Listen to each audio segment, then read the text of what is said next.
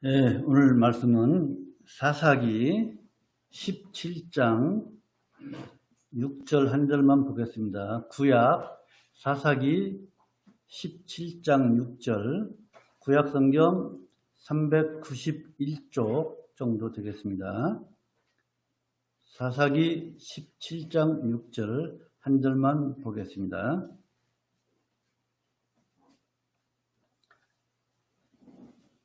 다 찾으신 줄 알고 공독하겠습니다. 그때에는 이스라엘에 왕이 없으므로 사람마다 자기 소견에 옳은 대로 행하였더라. 하겠습니다. 예, 지난 9월 한 달은 또 우리가 사도행전을 봤죠. 이제 다시 또 구약으로 돌아왔습니다. 예, 사사기 지난 시간에 한 달 전에 삼손까지 봤습니다. 오늘은 이제 미가라는 사람과 그의 어머니를 통해서 우리에게 어떤 교훈을 주는지 한번 봅니다. 사사 시대는 다시 한번 말씀드리지만은 여호수아가 죽은 이후에 사울이라고 하는 이스라엘의 초대 왕이 생기기 전 약 한 340년간의 이스라엘의 역사인데, 그 역사가 어떤 역사였냐면은 이스라엘 백성들이 자기 땅인 하나님께서 허락하신 가나안 땅에 와서 우상을 섬기는 우상 문화에 깊이 빠진 그 시대입니다. 그래서 하나님께서 징계하시고 또 회개하면 용서해 주시고 또 그걸 잃어버리고 다시 또 우상을 섬기는 이러한 사이클이 6번 반복된다고 했습니다. 자, 그런 시대에 이제 미가라고 하는 사람의 어머니가 있어요. 어머니가 은 1,100을 도둑맞았다고 했습니다. 오늘 본문 17장 2절 한번 보실까요? 같이 읽으십시다. 17장 2절 시작. 그 어머니에게 이르되 어머니께서 은 1,100을 잃어버리셨으므로 저주하시고 내 귀에도 말씀하셨더니 보소서 그 은이 내게 있나이다. 내가 그것을 취하였나이다. 어미가 가로되 내 아들이 여호와께 복받기를 원하노라 하니라. 무슨 말씀인지 얼른 이해가 가십니까? 미가의 어머니가 은 1,100, 그때 당시는 이게 한 12kg 정도 되는 은이라고 합니다. 은 1,100이 그것을 그때 당시는 상당히 큰 돈이에요. 그것을 잃어버렸어요. 그 잃어버렸기 때문에 그 미가의 어머니가 훔쳐간 도둑을 저주를 했죠. 그러다 보니까 그 저주를 누가 들었어요? 아들인 미가가 들었어요. 근데 그걸 훔쳐간 사람이 누구예요? 아들 미가가 훔쳐간 거예요. 어머니의 저주가 무서워서 이 미가는 이제 어머니께 도로 자기가 가져간 은을 도로 내놓고 어머니 여기 있습니다. 그러니까 미가의 어머니가 뭐라 그래요? 어미가 가로되 내 아들이 여호와께 복받기를 원하노라. 저주했다가 다시 돈을 찾으니까 이제 아들에게 했던 그 저주를 바꿔서 이제 복받기를 빕니다. 은을 다시 찾은 엄마가 얼마나 기분 좋겠습니까? 그래서 일부는 하나님께 드리고 그 중에서 일부 즉 은 200을 따로 떼어서 신상을 만들어요. 신상이라는 건 뭐냐면은 성경에는 구체적으로 안 나와서 이 신상이 사람의 모양인지 아니면 황소 모양인지 무슨 모양인지 모르지만은 아마 황소를 만들지 않았을까 이런 얘기도 합니다. 어쨌든 신상을 만들어서 자기 집에 신전을 만들었습니다. 우리 불교 믿는 사람들 집에 가보면은 한 구석에 뭐 이렇게 차려놓고 불상을 모셔놓는 것처럼 그런 신전을 만들어 놓습니다. 거기다가 이제 신상을 만들어 놓고 모시고 이게 하나님이다라고 섬기는 것입니다. 미가의 어머니는 하나님을 잘 섬길 목적으로 이제 돈을 들여서 신상을 만들고 자기 집에 신당을 두었지만은 그것은 분명 하나님 앞에 큰 죄를 짓는 것입니다. 우상 숭배의 죄를 짓는 것입니다. 하나님께서는요, 이스라엘 백성들에게 십계명을 줄 때 뭐라고 했습니까? 나 외에는 다른 신들을 두지 말고 너희를 위하여 두어 새긴 우상을 만들지 말라고 분명히 하나님께서 이스라엘 백성들에게 명령하셨습니다. 그럼에도 불구하고 미가의 어머니는 이렇게 신상을 만들어서 신전에다 딱 모셔놓는 것이에요. 또 그 아들 미가는 어떻게 했냐? 하나님께 제사를 지내야 할 거 아닙니까? 그러면 하나님께서 제사를 지낼 때 누가 지냅니까? 제사장이 지내잖아요. 그 제사장이 입는 옷, 에봇을 만들었어요.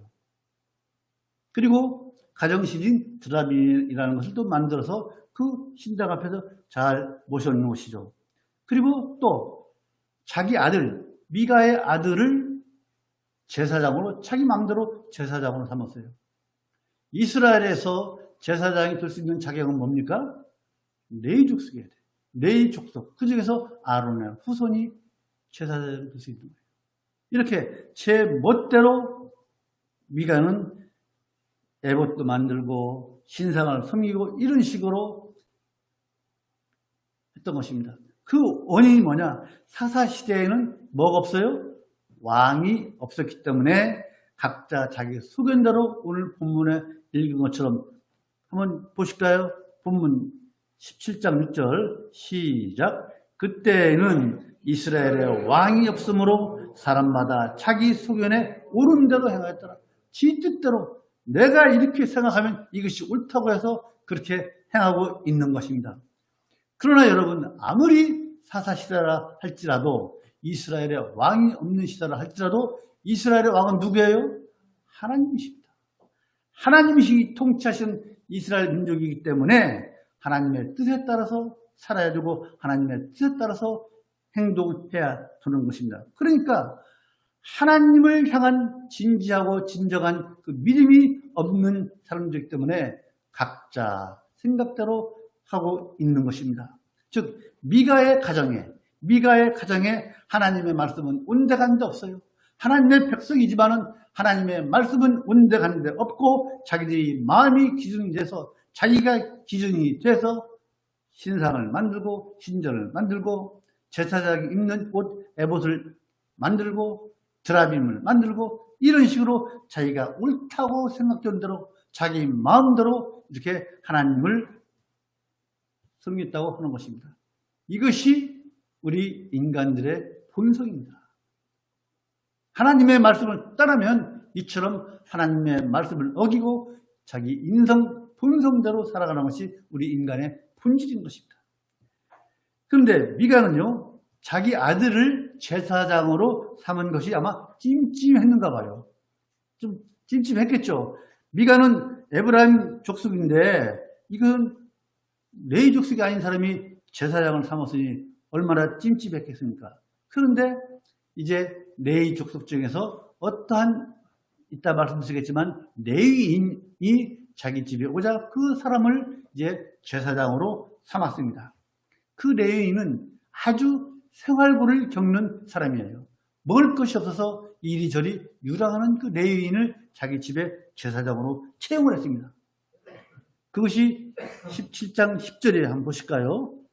17장 10절 시작. 미가가 그에게 이르되 내가 나와 함께 거하여 나를 위하여 아비야 제사장이 되라. 내가 해마다 은열과 의복 한 벌과 식물을 주리라 하므로 레위인이 들어갔다. 이 레위인이 이제 아들 대신에 미가 집에 제사장이 된 것입니다. 그런데 말이죠. 왜 레위인이 이처럼 유랑생활을 하느냐. 하나님께서 이스라엘 백성들에게 땅을 분배할 때 12지파 중에서 유독 레위 지파에게는 땅을 분배를 안 했습니다. 왜? 레위 지파는 12지파에 각각 흩어져서 모든 지파들이 모여 살지만은 레위 지파는 11지파 속에 섞여서 살아라. 그 지파에 섞여 살면서 그 지파들이 하나님께 제사하는 할 때 그 하나님의 일을 도우라고 해서 각 지파에 흩어져 살겠습니다. 그리고 각 지파 사람들이 11조를 내서 그 레위 사람들을 각 지파에 속해 있는 레위 사람들을 먹여 살려라. 그래서 레위 지파에게는 땅을 분배하지 않은 것입니다.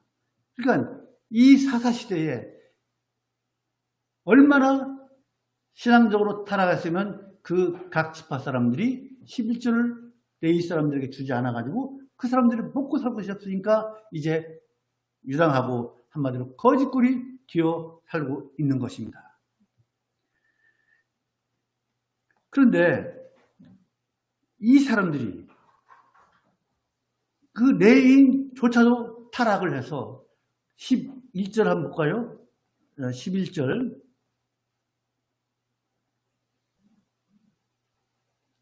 같이 읽읍시다. 시작. 레위인이 그 사람과 함께 거하기를 만족히 여겼으니. 자, 여기까지. 레위인조차도 이렇게 뭐 호구지책이 없으니까 이렇게 유랑하다가 미가의 집에서 제사장 노릇하는 것을 만족히 여겼다고 했어요. 제사장이라는 것은 하나님의 일을, 하나님을 섬기기 위해서 있어야 할 제사장 일처럼 개인에게 고용되어 있는 것입니다. 그러니까 얼마나 사사시대에 이스라엘 백성들이 영적으로 타락했는가를 우리가 단적으로 알 수가 있는 것입니다. 생활부 때문에.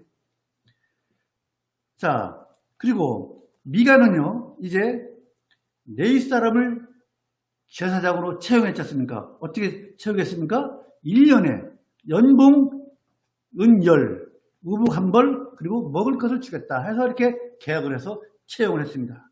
그래서 채용하고 나니까 어떻게 해요? 미가는 이제 됐다.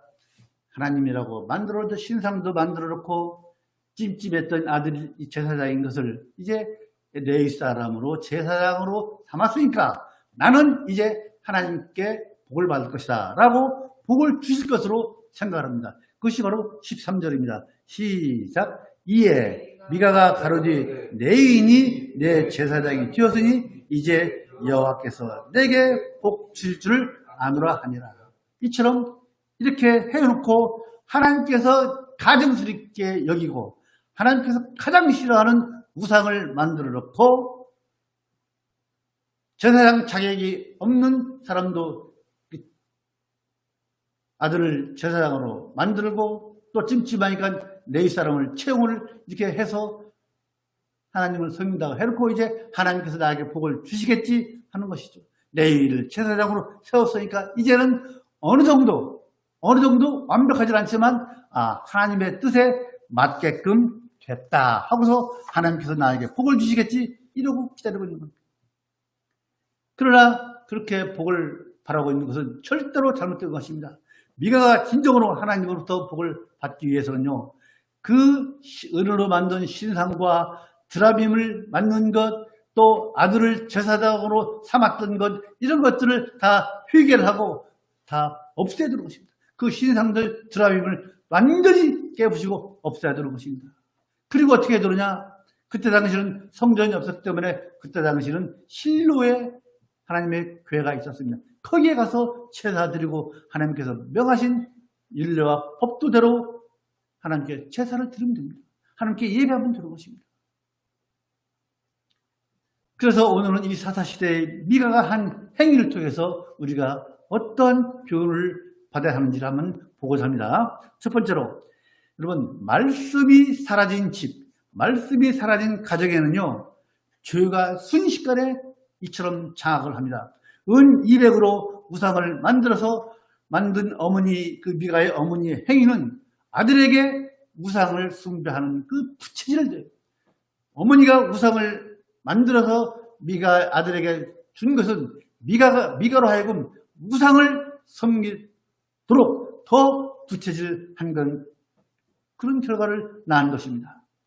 이처럼 부모의 행위는 자녀들에게 그대로 영향을 주게 되어 있는 것입니다. 미가의 어머니가 우상을 만든 건 뭐예요? 자식 미가를 위해서 만든 것입니다. 그렇지 않습니까? 우상을 만들어서 빌면은 자기 자식이 복을 받겠지 이런 생각으로 만든 것입니다. 그러나 우상을 만든 죄는요, 이 미가의 어머니가 우상을 만든 죄는요, 나중에 이 우상을 미안하지만 단족속이 뺏어가 버립니다. 한번 보실까요? 18장 한번 보십시다. 18장 24, 25절 사사기 24, 25절. 단지파가 너희들 꼼짝마 하고 뺏어가 버립니다. 한번 보실까요? 시작. 미가가 가로되 나의 지은 신들과 제사장을 취하여 갔으니 단지파가 내게 오히려 있는 것이 무엇이냐? 너희가 어찌하여 나더러 무슨 일이냐 하느냐? 단 자손이 그에게 이르되 내 목소리를 우리에게 들리게 말라. 아무 말도 꼼짝 못하게 아무 말 하지 말라는 거 아닙니까? 그리고 시작. 노한 자들이 너희를 쳐서 내 생명과 내 가족의 생명을 잃게 할까 하노라. 잘 먹고 잘 살고 하기 위해서 우상을 만들어서 빌었지만은 나중에 우상을 뺏어가 버립니다. 근데 이 우상을 뺏어간 단지파는요, 어떻게 됩니까? 나중에 완전히 멸망을 받습니다. 남자가 600명밖에 남지 않습니다. 장가갈 여자가 없어서 다른 지파에서 데려오도록 하지 않습니까? 그리고 계시록 7장을 보면요. 계시록 7장 보십시다. 요한계시록 신약성경 7장 5절로 8절. 단지파가 그 우상을 빼앗아간 단지파가 어떻게 되는지 한번 보십시다. 요한계시록 7장 5절로 8절을 보면요. 읽진 않겠어요. 한번 보십시오. 한번 읽으실까요? 이게 지금 이스라엘의 12파 중에서 12지파가 나오는데 여기에 단지파는 없습니다. 한번 읽어보십시오. 단지파는 빠질 정도로 완전히 멸망을 받은, 또 나중에 이처럼 계시록에서 새로운 지파들 명단에 완전히 빠져버릴 정도로 우상을 섬긴 죄가 어떠한 것인지를 성경에서 증거하고 있는 것입니다. 완전히 몰락하고 맙니다. 그러면 미가의 가족에서, 집안에서 우상 숭배의 죄가 이렇게 급속도로 확산되고, 또 이스라엘의 한 지파였던 단지파를 완전히 멸망하게 한 원인이 뭔가? 그것이 바로 오늘 본문 말씀 6절. 그들에게 왕이 없었기 때문에, 그들의 잘잘못을 통제할 만한 왕이 없었어요. 잘잘못, 즉 왕이 없다는 건 뭐냐면은 정치적으로는 그들의 행동을 통제할 만한 어떤 권위나 또 통제할 수 있는 그런 기구가 없었습니다. 그건 정치적이고, 왕이 없다는 그 말씀의 영적인 의미는 뭐냐면은 왕이신 하나님의 말씀을 떠나서 죄된 것을 억제할 수가 없는 그런 상황까지 왔다는 것입니다. 그런데 이런 이치가 우리의 행동, 우리의 영적인 이런 생각들을 통제할 수 없는 그런 이치가 우리에게도 똑같이 적용이 되는 것입니다. 우리의 작은 죄라도 그것을 우습게 여기면은, 또 통제하지 않으면 우리의 죄는요, 가족과 직장 모두 우리 사회 공동체에 전염이 되고 결국에는 이처럼 망치게 되는 것입니다. 단지파가 망한 것처럼. 따라서 우리는 고린도전서 5장 6절에 나와 있는 말씀처럼 뭐라고 되어 있습니까? 적은 누룩이 온 덩어리에 퍼지는 것을 알지 못하느냐? 너희는 누룩 없는 자인데 새 덩어리가 되기 위하여 묵은 누룩을 내어 버리라고 말씀하셨지 않습니까? 그래서 우리는요, 이 말씀을 기억하고 우리의 행위가 하나님의 말씀을 쫓아 온전히 통제받아야 될 줄로 믿습니다. 그렇게 하려면 어떻게 됩니까? 한번 보십시다. 그 답이 시편 119편 보십시다. 시편 119편 11절. 우리가 말씀의 통제를 받으려면 어떻게 해야 되느냐? 그 답이 시편 119편 11절. 구약성경 891쪽. 찾았죠? 자, 시작. 내가 주께 범죄치 아니하려 하여 주의 말씀을 내 마음에 두었나이다. 우리가 죄를 안 지을 수는 없어요. 인생을 살면서. 그러나 죄를 안 지으려고 노력을 하고 애를 쓰려면 어떻게 해야 돼요? 말씀을 우리의 마음에 줘야 돼요. 말씀을 우리의 마음에 두고 그 말씀으로부터 통제를 받는 여러분이 되시기를 간절히 소망을 합니다. 두 번째로 하나님의 백성은요, 하나님의 백성답게 살아야 됩니다. 자, 여러분, 미가라고 하는 그 이름 있죠? 미가라고 하는 이 이름은요, 참 좋은 이름이에요. 뭐예요? 여호와 같은 이가 누구냐 하는 뜻이에요. 우리 하나님 같은 이가 누구냐? 그렇게 좋은 이름입니다. 그런데 미가는 이 좋은 이름과는 전혀 상관이 없는 그런 삶을 사는 사람이었어요. 보시는 바와 같이 어머니의 돈을 훔칠 만큼 도덕적으로 아주 타락한 자였고, 신상을 만들어서 숭배하는 등 아들을 제사장 삼고 이렇게 이런 것을 보면 하나님의 관점에서 보면 아주 타락한 사람의 전형이었습니다. 즉 미가는 이름에 걸맞는 삶을 살지 못한 사람이었습니다. 그렇지 않습니까? 그런데 오늘날 우리 주변에도 좋은 이름이 얼마나 많습니까? 예를 들자면 하나님을 영광스럽게 하라 하면서 지은 이름이 뭐예요? 하영이. 또 하나님께 은혜를 받고 살라는 이름이 뭐예요? 하은이. 예수님을 담는 삶을 살아야 지은 이름이 뭐예요? 예담이. 이런 좋은 이름들이 있는데 과연 그 이름을 가지고 있는 사람들이 그렇게 살고 있는가? 살지 못하는 사람들이 많이 있습니다. 얼마나 그 이름을 지은 사람이 부모가 가슴이 아프겠습니까? 특히 여러분이나 저는 다 이름이 있어요. 어떤 이름이에요? 성도. 우리의 이름은 하나님 앞에서 성도. 죽어보십시오. 딱 성도. 그렇잖아요. 뭐 직분이 없는 사람은. 어쨌든 직분이 있든 없든 우리는 모두가 하나님 앞에서 성도라고 하는 아주 아름답고 좋은 이름을 가지고 있습니다. 성도라는 건 뭐예요? 거룩한 자라는 뜻입니다. 하나님 앞에서 우리가 아무리 좋은 이름을 가지고 있다 한들 성도답지 못하게 살면 그것은 이름값을 못하는 거 아니겠습니까? 우리 하나님께서 우리에게 성도라고 이름을 지어주셨는데 이름을 지어주신 하나님께서 우리 성도가 성도답게 살지 못하면 우리 하나님의 가슴은 얼마나 아프시겠습니까?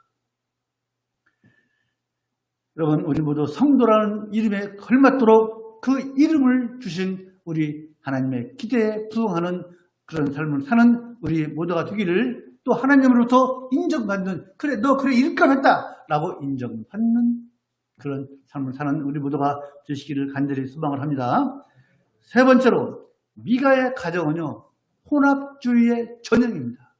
보십시오. 3절을 보면요, 3절을 보면 미가의 어머니는 은으로 신상을 만들면서 뭐라고 해요? 여호와께 거룩히 드리는, 한번 읽읍시다. 시작. 미가가 은 1,200을 그 어미에게 도로 주매 어미가 가로되 내가 내 아들을 위하여 한 신상을 새기며 한 신상을 부어 만들 차로 내 손에서 이 은을 여호와께 거룩히 드리노라. 그죠?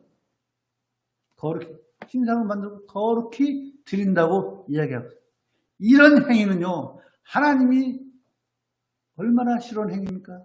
그런데 이 행위는요 우리 인간들이, 사람이 볼 때는 아주 하나님을 잘 믿고 하나님을 잘 섬기는 것처럼 보이지 않습니까? 그 돈을 들여서 200이라는 돈을 들여서 신상을 만들어서 하나님처럼 모시다는 거지, 인간이 보기에 얼마나 참 좋아 보입니까? 그러나 이것은 하나님 앞에 절대로 가증한 행위인 것입니다. 잘못된 행위인 것입니다. 무엇이 잘못됐습니까? 방법이 잘못된 것입니다. 방법이. 하나님의 말씀을 어기고 자기 멋대로 자기 방법대로 하나님을 섬기려고 한 것입니다. 동기는 좋아요. 하나님을 잘 섬기겠다고 하는 그 동기는 좋으나 그 방법에 있어서 자기 멋대로 자기 마음대로 하나님을 섬긴 것이 하나님의 마음에 들지 않는 거예요. 하나님은 분명히 뭐예요? 출애굽기 20장 3절로 4절, 이게 십계명을 주는 십계명 아닙니까? 즉 나 위에는 다른 신을 두지, 내 다른 신들을 두지 말며 너를 위하여, 우리 인간들을 위해서 부어 만든 다른 새긴 우상을 만들지 말라고 분명히 1계명과 2계명에서 말씀하고 있지 않습니까? 십계명을 하나님을 잘 섬기겠다고 하는 그 동기가 아무리 좋아도 말씀에서 벗어나면 그것은 바른 신앙이 아닌 것입니다. 바른 신앙은요, 동기뿐만 아니라 그 방법도 하나님의 말씀에 합당해야 될 줄로 믿습니다. 하나님과 우상을 동시에 섬기는 것은요, 이것은 바로 혼합주의 신앙인 것입니다. 오늘날 성도들 중에는요, 잘 들어보시죠. 이 말이 참 어렵습니다. 성도들 중에 하나님을 부인하고 우상을 섬기는 사람은 거의 없어요. 그렇죠? 하나님을 부인하면서 우상을 섬기는 사람은 없어요. 그러나 하나님을 섬기면서 동시에 우상을 섬기는 사람을 많이 있습니다. 그렇죠? 많이 있어요. 즉 하나님과 우상을 적당히 섞여가면서 이렇게 신앙생활하는 사람이 많이 있다는 것이죠. 그 우상 중에는 뭐예요? 돈이나 명예, 자녀, 아내, 남편, 직장 등 이런 것들이 하나님보다 우선시 최우선으로 하는 것이, 이것이 바로 우상이나 마찬가지인 것이에요. 이것이 바로 혼합주의인 것이에요. 그래서 우리 교회는 이러한 신앙을 가지고 있는 분들이 절대 안 계신 줄로 제가 믿습니다. 우리가 서로 잘 알잖아요. 우리 교회는 없습니다. 자, 이 예를 한번 들어볼까요? 이 혼합주의 신앙을 예를 한번 들어볼까요? 북이스라엘의 아합 왕 시대에 아합 왕과 아내가 누구죠? 이세벨. 얼마나 하나님을 섬기는 선지자들을 잡아 죽이고, 엘리야 선지자가 하나님 다 죽고 이제 나 하나만 남았습니다 라고 하잖아요. 이 엘리야 선지자가 좋다, 한번 붙자 해서 어떻게 해요? 갈멜산에서 바알 선지자 450명, 또 아세라 선지자 400명, 850대 1 엘리야 선지자가 붙잖아요. 이 재단을 차려놓고 이 태우는 신이 진짜 신이다 라고 하잖아요. 오전 내내 바알, 아세라가 아무리 해도 안 태워지잖아요. 그런데 그러기 전에 엘리야 선지자가 이스라엘 백성들을 다 모아놓고 다 나와라, 누가 진짜 하나님인지 보자 하고, 그러기 전에 이스라엘 백성들을 향해서 하는 말이 있습니다. 그것이 열왕기상 18장 21절로 22절인데 읽지 않고 제가 읽어드리겠습니다. 자, 엘리야가 제단을 앞에 놓고 이쪽에는 바알신 섬기는 바알 선지자, 아세라 선지자 850명, 엘리야, 앞에는 이제 이스라엘 백성들이 수없이 모여있습니다.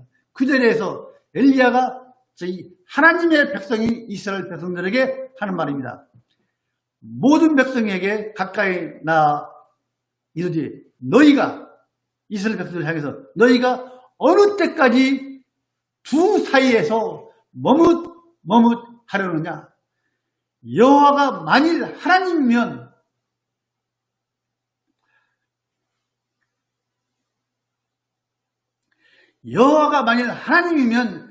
그를 죽고, 바알이 만일 하나님이면 바알을 그를 죽일지라 하니 백성들이 한 말도 대답도 아니하는지라.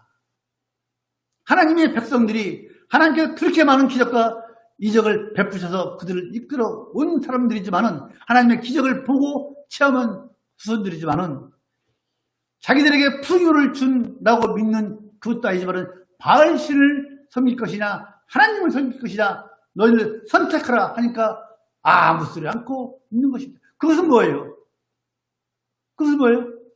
바알신에게 넘어갔다는 거예요. 당연히 하나님 백성이면 이쪽을 택해야지, 여호와 쪽을 택해야죠. 이것이 바로 혼합주의의 전형인 것입니다. 택해라. 여호와를 택할 것이냐 바알을 택할 것이냐. 네 번째로, 여러분, 우상으로는요 절대로 우리 하나님을 만날 수가 없습니다. 미가의 어머니는 아들 미가를 위해서 우상을 만들었잖아요. 그리고 복받기를 바랐잖아요. 그리고 방금 읽었잖아요. 또 그 우상을 받은 미가는 하나님을 섬기는 방식과 똑같이 하나님을 섬기려고 제사장을 택하고 제사장도 채용하고 우상을 섬기게 했습니다. 즉 미가가 그렇게 좋은 이름을 가지고 있으면서 하나님께서 가증이 여기는 집만 골라 했습니다. 이 미가가. 이처럼 영적으로 무지하면요, 하나님과 이 우상을 구별할 수 있는 능력이 사라지는 것입니다.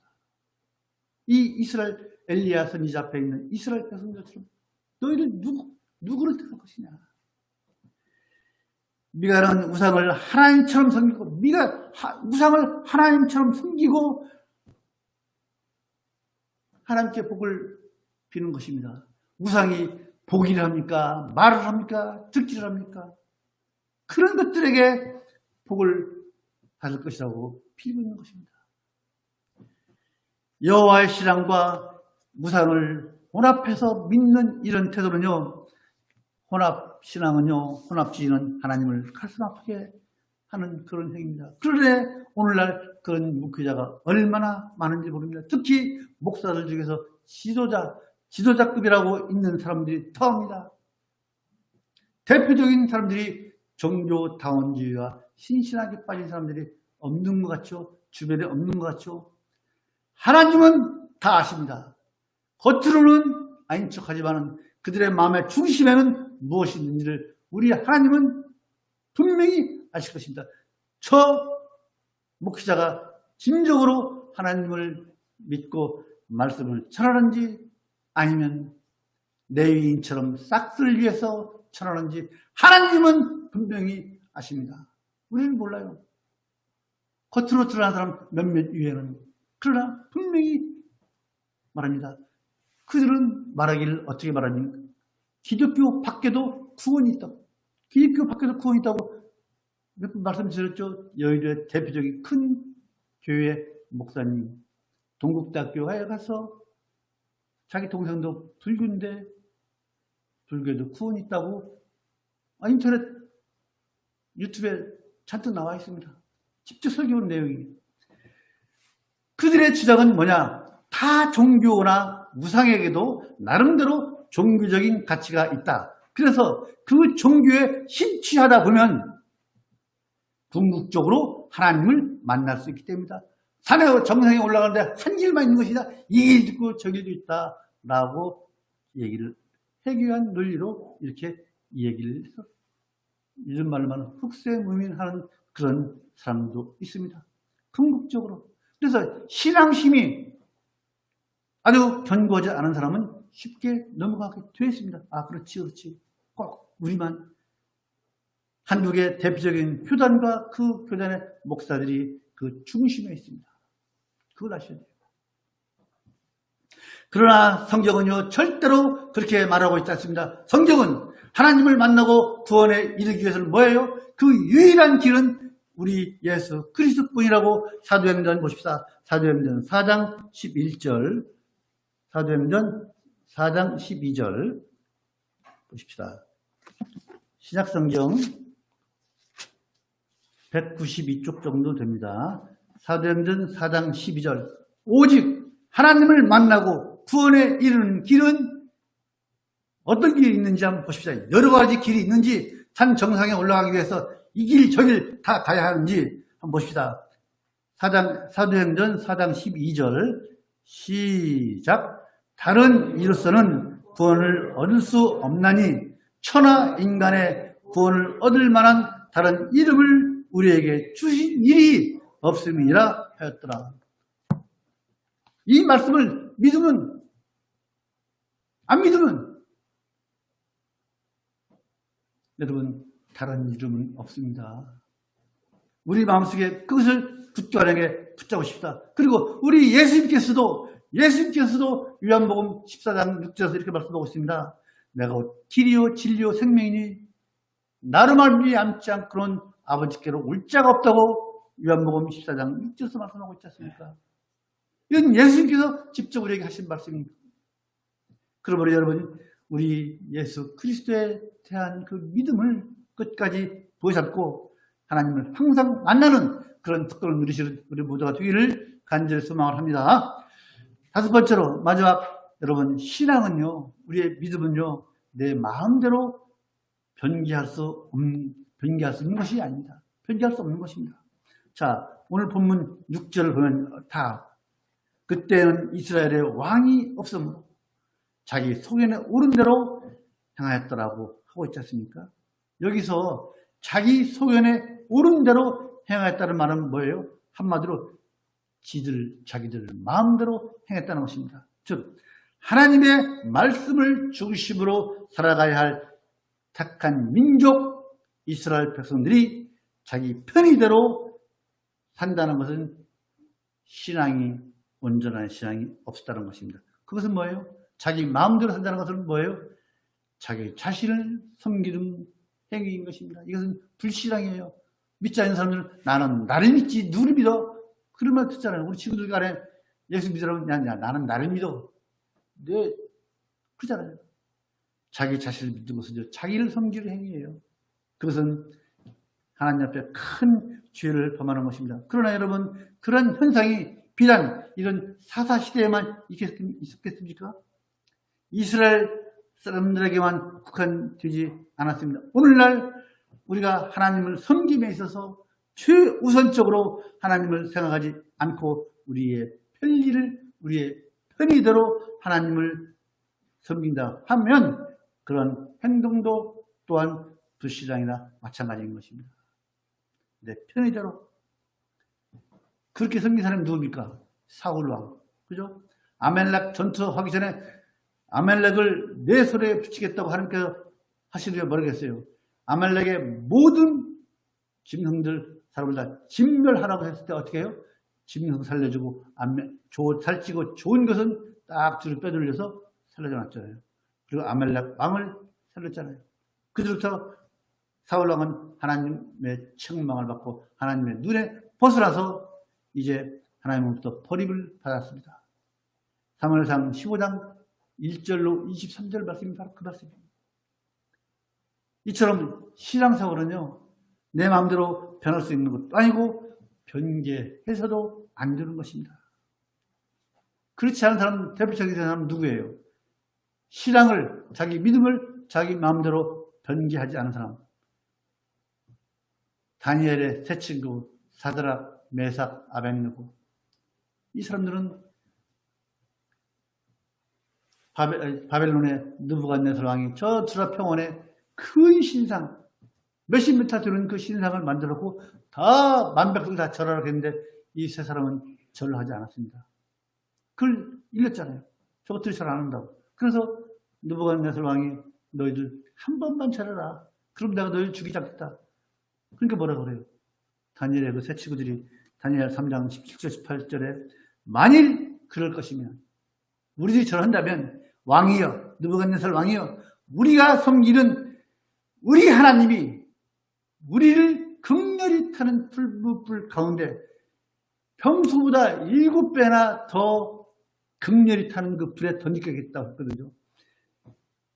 그러한 불 가운데 서서 우리 하나님은 당신의 신상에 절하지 않는 우리를 건져내실 것이다. 그게 믿는 거예요. 그러나 왕의 손에서 그리고 또 왕의 손에서도 건져낼 것이다. 그 푸른 불에서도 건져내고 당신이 우리를 죽이려고 하지만 당신의 손에서도 우리를 건져낼 것입니다. 그리 아니할지라도 푸른 불에서 우리가 불타 죽어도 당신이 우리를 죽인다 할지라도 우리 하나님께서 우리를 구원하지 아니할지라도 느부갓네살 왕이여 우리가 왕의 신들을 섬기지도 아니하고 왕이 세우신 그 금신상에 절도 하지 않을 줄 아옵소서라고 사드락, 메삭, 아벳느고가 느부갓네살 왕의 그 서슬퍼런 그 시절에 자기 신앙을 변개하지 않았습니다.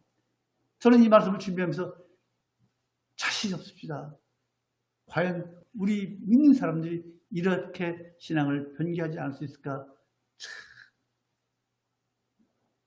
이처럼 우리 모두가 우리의 신앙을 우리의 마음대로 변개하는 그런 우리들 되지 않기를 간절히 소망을 합니다. 여러분, 미가와 그 모친은요, 세상적인 이 복을 위해서 자기 소견에 따라서 우상을 만들고 섬겼지만은 하나님 앞에는 참남한 죄를 저질렀어요. 이는 뭐예요? 입으로는 하나님을 믿는다고 하면서도 그 말씀을 따라 사는 것은 필연적으로 이처럼 죄를 지켜 뒤어 있는 것입니다. 입으로는 하나님을 섬긴다고 하지만 그 말씀을 마음에 두지 않고 말씀을 떠나서 살면 필연적으로 죄를 지켜 뒤어 있는 것입니다. 그렇습니다.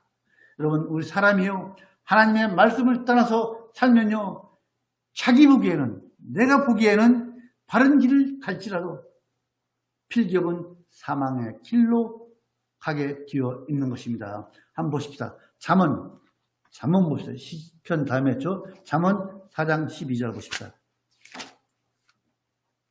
하나님을 바르게 섬긴다고 내 뜻대로 섬기는 것이 필경 어떻게 되는지, 그 결국이 무엇인지 잠언 14장 12절을 보십시다. 잠언 14장 12절. 잠언 14장 12절. 자, 있습니까? 구약성경 926쪽.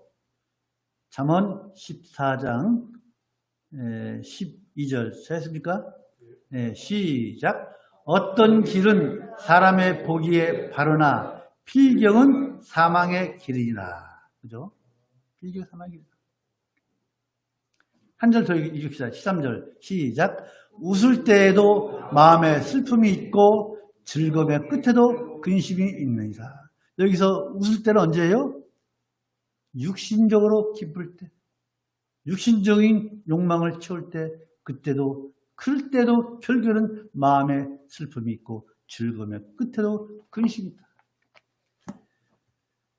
그런 것입니다, 여러분. 하나님의 말씀을 따라서 살면요, 그것이 자기가 옳은 길로 가는 것 같지만은 개가 아무리 똑바로 걸으려 해도 옆으로 가는 것처럼, 아무리 자기 자신이 자기 보기에 바른 길을 간다 할지라도 그 길은 말씀에 따르지 않는 길은 필경 사망의 길일 것입니다.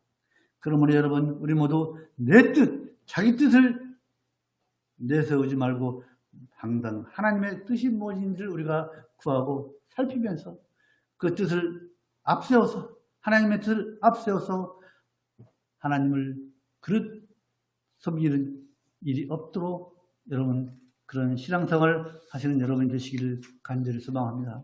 마지막으로 오늘 이 미가의 가정을 통해서 우리에게 주신 그 구속사적 의미가 무엇인지 한번 보고 마치고자 합니다.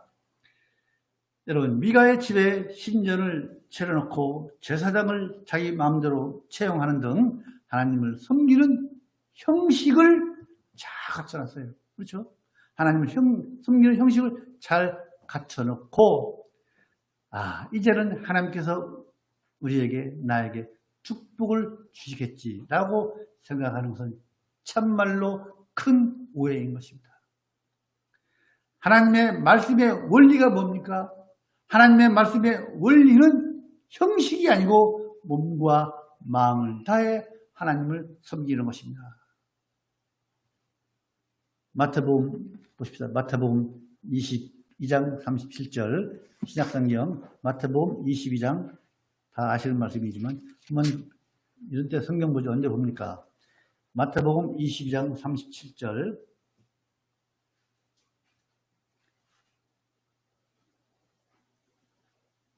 됐습니까?